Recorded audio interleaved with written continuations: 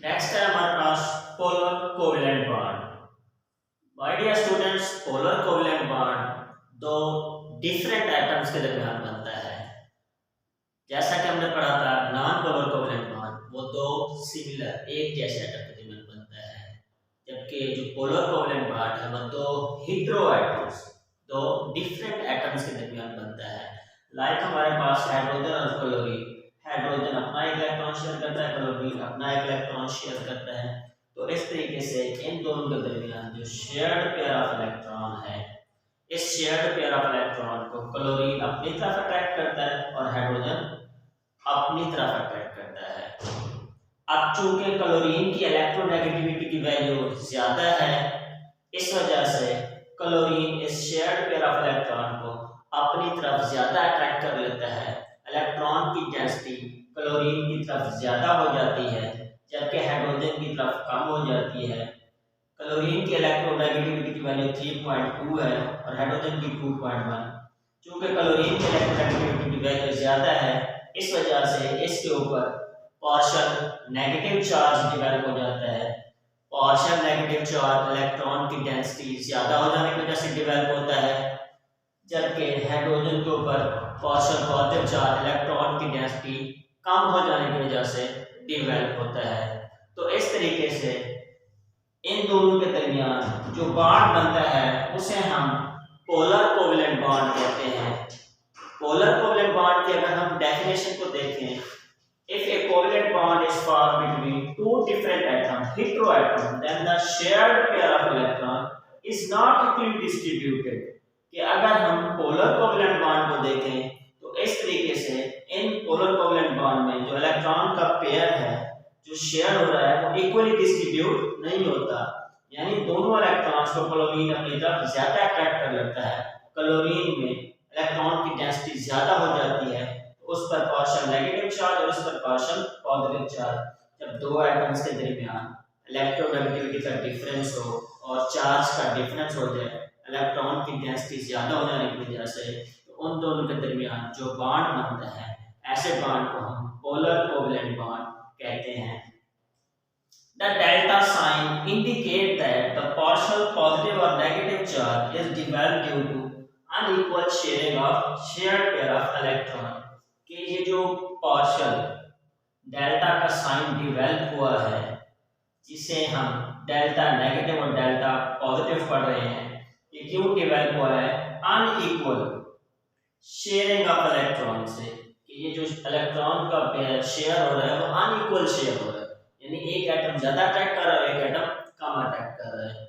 इसी तरह अगर हम दूसरी एग्जांपल को देखें, हमारे पास H2O वाटर की एग्जांपल, इसमें हमारे पास जो ऑक्सीजन है उसकी इलेक्ट्रोनेगेटिविटी 3.4 है, जबकि हाइड्रोजन की 2.1।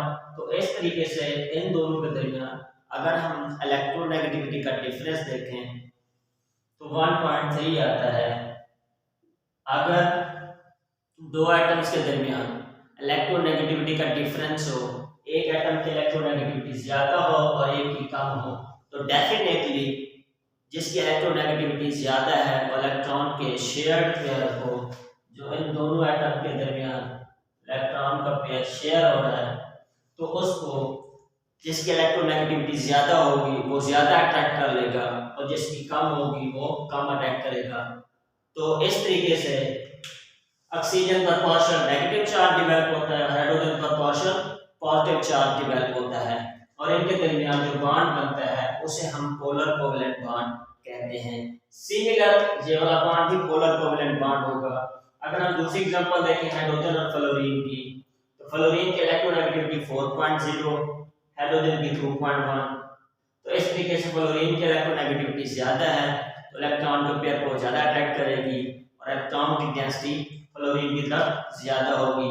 अगर हम हाइड्रोजन और क्लोरीन की एग्जांपल में देखें तो क्लोरीन की इलेक्ट्रोनेगेटिविटी ज्यादा है, तो क्लोरीन पर पार्शियल नेगेटिव चार्ज और हाइड्रोजन पर पार्शियल पॉजिटिव चार्ज डेवलप होगा।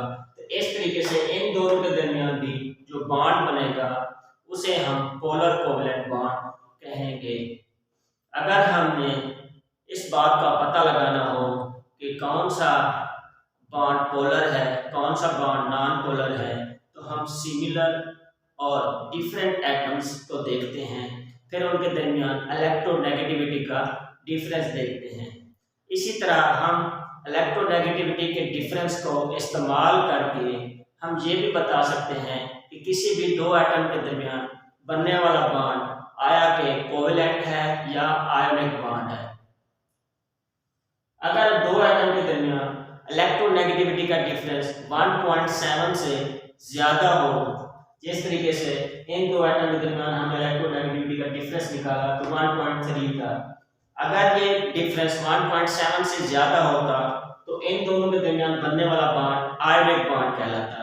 लेकिन चूंकि इनके दरमियान इलेक्ट्रोनेगेटिविटी का डिफरेंस 1.3 से 1.7 से कम है, इस वजह से इन दोनों के दरमियान जो बनने वाला बॉन्ड है वो कोवेलेंट बॉन्ड है।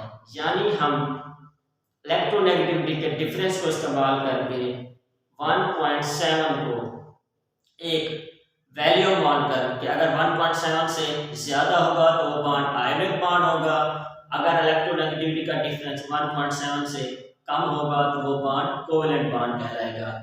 इसी तरह the compound resulting from polar covalent bond are called polar compounds.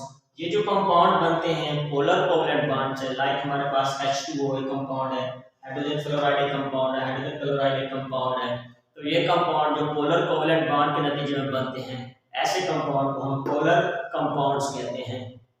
My dear students, आज हमने नॉन पोलर कोवेलेंट बॉन्ड और पोलर कोवेलेंट बॉन्ड को डिटेल से स्टडी किया, जिसमें हमने ये देखा कि कौन से एटम्स आपस में पोलर कोवेलेंट बॉन्ड बनाते हैं, कौन से नॉन पोलर कोवेलेंट बॉन्ड बनाते हैं। माय डियर स्टूडेंट्स, मेरी दुआ है कि अल्लाह रब्बुल इज्जत आपकी ज़िंदगी में खुशियाँ लाए, खुश रहें और खुशियाँ बांटें।